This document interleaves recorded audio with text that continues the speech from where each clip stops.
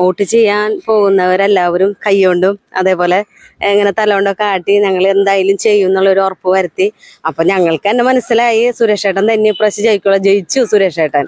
ആ ഏരിയയിലെ ക്രിസ്ത്യൻസ് ഒക്കെ ഇത് മുന്നേ ചെയ്യേണ്ടതായിരുന്നു ഇങ്ങനെ ഒരു വോട്ട് സുരേഷ് ഗോപിക്ക് കഴിഞ്ഞ പ്രാവശ്യം. പക്ഷെ അന്ന് അവരിതൊന്നും ചെയ്തില്ല. പക്ഷെ ഈ പ്രാവശ്യം അവര് ചെയ്യുമെന്ന് ഉറപ്പ് തന്നിട്ടാണ് അവർ പോയിരിക്കുന്നത്. നമസ്കാരം, ഞാനെന്നുള്ളത് ഇരിഞ്ഞാലക്കുടയിലുള്ള സെന്റ് തോമസ് കത്തീഡ്രൽ പള്ളിക്ക് മുന്നിലാണ്. അപ്പോൾ ഇവിടെ ഏറ്റവും പ്രധാനമായിട്ട് തൃശ്ശൂർ പാർലമെന്റ് മണ്ഡലത്തിൽ സുരേഷ് ഗോപി എന്ന് പറയുന്ന BJP സ്ഥാനാർത്ഥി ഏറ്റവും കൂടുതൽ വോട്ടുകൾ പ്രതീക്ഷിച്ച ഒരു നിയോജക മണ്ഡലം തന്നെയാണ്. അപ്പോൾ ഇവിടെ ക്രിസ്ത്യൻ സമൂഹത്തിന്റെ ഇടയിൽ വലിയ തരത്തിൽ സംഘടനാ പ്രവർത്തനം നടത്തിയ ലാബി ചേച്ചി നമ്മുടെ കൂടെയുണ്ട്. അതോടൊപ്പം തന്നെ BJP പ്രധാനപ്പെട്ട 2 കാര്യകർത്താക്കളും മഹിളാ മോർച്ചയുടെ കാര്യകർത്താക്കളും നമ്മുടെ ഒപ്പം ഉണ്ട്. അപ്പോൾ ഇവരുടെ പ്രവർത്തന പദ്ധതികളൊക്കെ എത്രത്തോളം വിജയം കണ്ടിട്ടുണ്ട് എന്നുള്ളത് നമ്മൾക്കൊന്ന് ഇവരോട് തന്നെ ചോദിച്ച് മനസ്സിലാക്കാം. ചേച്ചി നമസ്കാരം. നമസ്കാരം. എങ്ങനെയുണ്ടായിരുന്നു പ്രവർത്തനങ്ങളൊക്കെ? നല്ലതായിരുന്നു. നല്ലായിരുന്നു വെച്ചാല് ജയിക്കാനുള്ള സാധ്യത അല്ലെങ്കിൽ വിജയം ഉറപ്പിച്ചോ? ജയിച്ചു, ഞങ്ങൾ ജയിച്ചു കഴിഞ്ഞു. ഇതിലൊരു മാറ്റില്ല. ഇല്ല. ഇപ്പോ എങ്ങനെയുണ്ടായിരുന്നു ഈ പറയുന്ന നമ്മുടെ എതിരാളികളുടെ എല്ലാം ഒരു പെർഫോമൻസ് എങ്ങനെയുണ്ടായിരുന്നു? എതിരാളികൾക്ക് തീരെ ആത്മവിശ്വാസം ഉണ്ടായിരുന്നില്ല എന്നാണ് എനിക്ക് പറയാനുള്ളത്. കാരണം എന്റെ ബൂത്ത് എന്ന് പറഞ്ഞിട്ടുണ്ടെങ്കിൽ ഡോൺ ബോസ്കോ സ്കൂളിലായിരുന്നു എന്റെ ബൂത്ത്. ക്രിസ്ത്യൻ ഏരിയയിലാണ് കൂടുതൽ. അപ്പൊ ഞാൻ ബൂത്ത് ഏജന്റ് ആയിരുന്നു. ഫസ്റ്റത്തെ ആ ബൂത്തിലെ ഏറ്റവും ആദ്യത്തെ വോട്ട് എന്റെ വോട്ടായിരുന്നു. താമരയ്ക്ക് തന്നെയായിരുന്നു.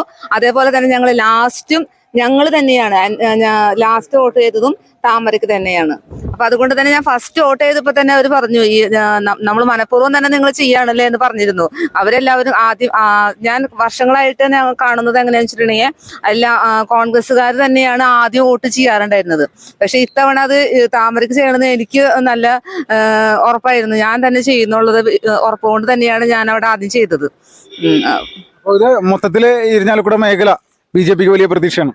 നല്ല പ്രതീക്ഷയുണ്ട്. എന്തായാലും BJP ഇവിടെ ജയിച്ചു കഴിഞ്ഞു. സുരേഷ് ഗോപി തന്നെയാണ് ഇവിടെ ഇത്തവണ ഇവിടെ തൃശ്ശൂര് ലോക്സഭാ മണ്ഡലത്തില് സുരേഷ് ഗോപി തന്നെ വരും, ഉറപ്പ്. ചേച്ചി നമസ്കാരം. നമസ്കാരം. പ്രവർത്തന പദ്ധതികളൊക്കെ എങ്ങനെയുണ്ടായിരുന്നു? പദ്ധതികളൊക്കെ എന്ന് പറഞ്ഞു കഴിഞ്ഞാല് ഞങ്ങളിപ്പോ വർക്ക് ചെയ്തുകൊണ്ടിരിക്കുകയായിരുന്നു. ഇന്നലെ ഞങ്ങള് പുറത്തായിരുന്നു, ബൂത്തിലായിരുന്നു.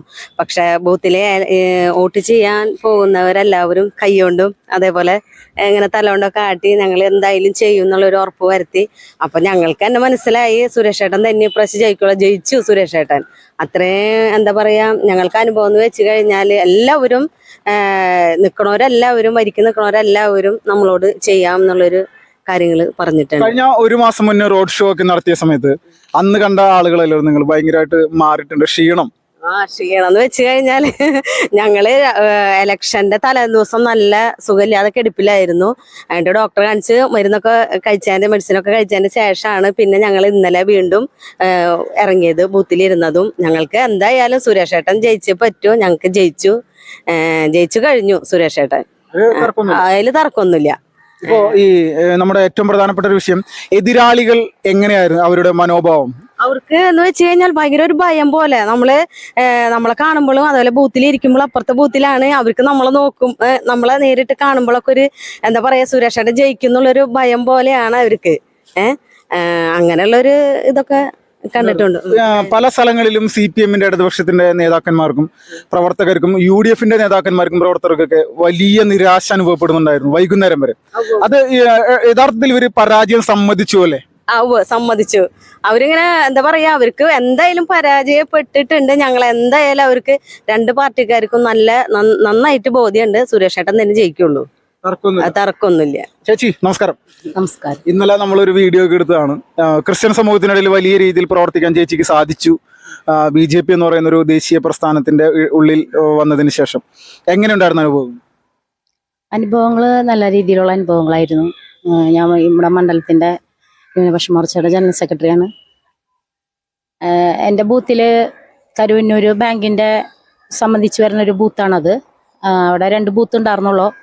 അപ്പം നമുക്ക് അവിടെ ബൂത്തിൽ വരുമ്പോൾ തന്നെ നമ്മളോട് ആൾക്കാരുകൾ വോട്ട് ചെയ്യാൻ പോകുമ്പോൾ തന്നെ നമ്മളോട് നല്ല രീതിയിൽ കൈകൊണ്ട് കാണിച്ച് ഒരു ഗുഡായിട്ട് കാണിച്ചിട്ടൊക്കെയാണ് അവർ.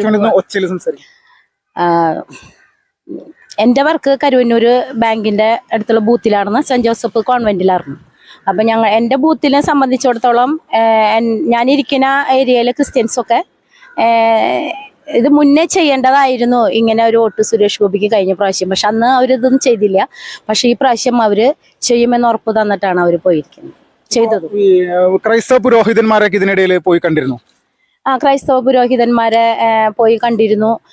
അവര് അവസാനമൊക്കെ ആയപ്പോൾ പുരോഹിതർക്കൊക്കെ മാറ്റങ്ങൾ വന്നു തുടങ്ങിയിട്ടുണ്ട്. അത് നമ്മൾ കോണ്ടാക്ട് ഉണ്ട്, വ്യക്തിപരമായി കോണ്ടാക്ട് ഉള്ള പുരോഹിതന്മാരുണ്ട്. പക്ഷെ അവര് മൊത്തത്തിൽ അങ്ങനെ മീഡിയകളിലോ അതിലൊന്നും വന്ന് സംസാരിക്കാനും നിൽക്കില്ല.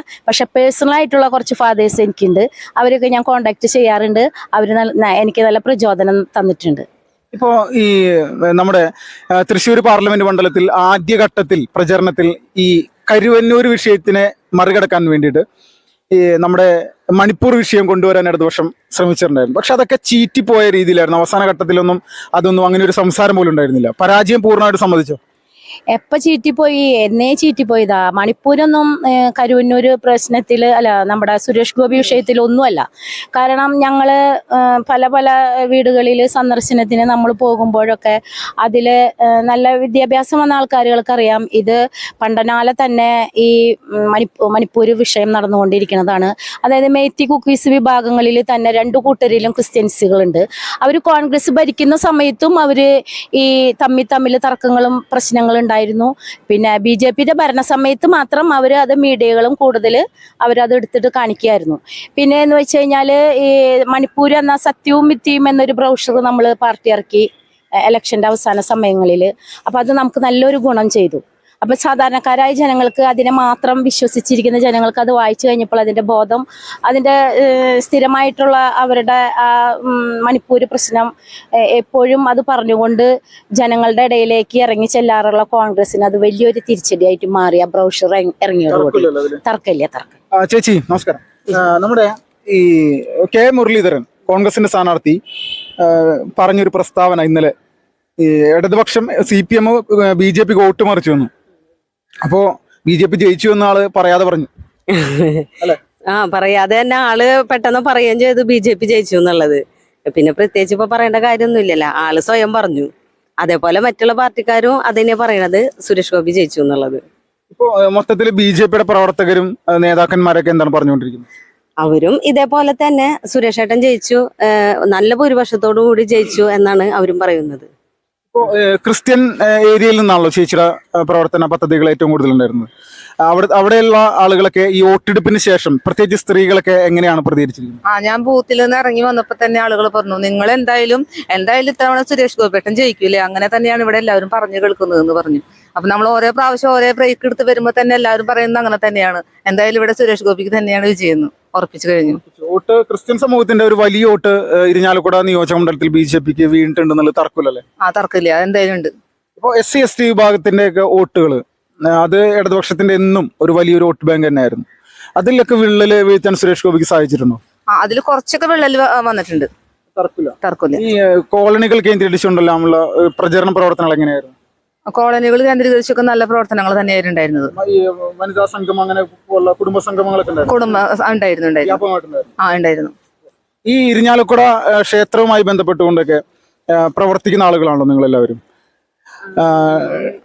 അപ്പോൾ ഈ ക്ഷേത്രവിശ്വാസികൾ, ഇപ്പോൾ കേരളത്തിൽ ക്ഷേത്രവിശ്വാസികൾ ഒരുപാട് ഹിന്ദുക്കൾ ഒരുപാട് പ്രതിസന്ധികൾ അനുഭവിക്കുന്നുണ്ട് പല രീതിയിൽ, ഈ ക്ഷേത്രങ്ങളുമായി ദേവസ്വം ബോർഡിന്റെ ഒക്കെ പ്രശ്നങ്ങൾ. അപ്പൊ അതിനൊക്കെ പരിഹാരം കാണും എന്നുള്ള രീതിയിലേക്കുള്ള ഒരു പ്രസ്താവന സുരേഷ് ഗോപിയുടെ ഭാഗത്തുണ്ടായിരുന്നു. ഇതൊക്കെ നടപ്പിലാവുമെന്ന് പ്രതീക്ഷിക്കുന്നുണ്ടോ? തീർച്ചയായിട്ടും നടപ്പിലാവും. ഇപ്പോൾ കേരളത്തിൽ ക്രിസ്ത്യൻ സമൂഹം അനുഭവിക്കുന്ന പ്രധാനപ്പെട്ട വിഷയങ്ങളൊന്നും ലവ് ജിഹാദ് പോലുള്ള കാര്യങ്ങൾ, അതൊക്കെ കേട്ടിട്ടുണ്ടാവുമല്ലോ നിങ്ങളെല്ലാവരും. അപ്പോൾ ഇതില് നമ്മുടെ കത്തോലിക്ക സഭ അടക്കം ഈ ദ കേരള സ്റ്റോറി പോലെയുള്ള സിനിമകളൊക്കെ കാണിക്കുന്നുണ്ട് ഈ പറയുന്ന ക്രിസ്ത്യൻ സമൂഹത്തിലെ സഹോദരങ്ങളെ.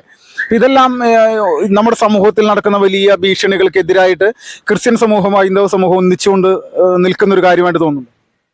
തീർച്ചയായിട്ടും. എന്ന് വെച്ചാല് നമ്മള് രണ്ട് ക്രിസ്ത്യൻ സമൂഹവും ഹിന്ദുക്കളും എന്തായാലും നമ്മൾ ഒരേപോലെ തന്നെയാണ് ഇപ്പൊ കാണുന്നത്. ഇപ്പൊ സുരേഷ് ഗോപി ഇലക്ഷന് നിന്നോടുകൂടി എല്ലാവരും ഒത്തൊരുമോട് കൂടിയാണ് ഇപ്പോൾ നിൽക്കുന്നത്. എല്ലാവരും സുരേഷ് ഏട്ടൻ ജയിക്കട്ടെ എന്നാണ് പറഞ്ഞുകൊണ്ടിരിക്കുന്നത്. കാഴ്ചപ്പാട് തന്നെയാണ്.